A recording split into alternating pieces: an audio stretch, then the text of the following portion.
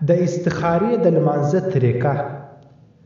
استخارې لمونځ دا هر ټیم سیکیږي سیوا د مکروه وختو څخه، خو ښه ټیم یې دا دی چې کله ماخستن د خوب اراده وکړي د هغه څخه مخکې 2 رکعاته لمونځ ادا کړي. د لمانځه څخه بعد به بیا د چا څه خبره نه کوي، پر هغه ځای به ناست یې د استخارې دغه دعا ووایه: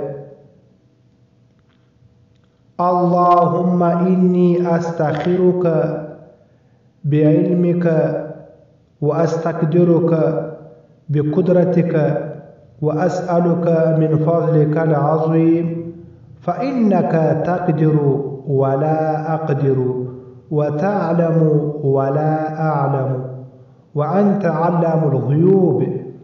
اللهم إن كنت تعلم أن هذا الأمر خير لي في ديني ومعاشي وعاقبة أمري فاقدره لي ويسره لي ثم بارك لي فيه. وإن كنت تعلم أن هذا الأمر شر لي في ديني ومعاشي وعاقبة أمري فاصرفه عني واصرفني عنه واقدر لي الخير حيث كان ثم أرضني به.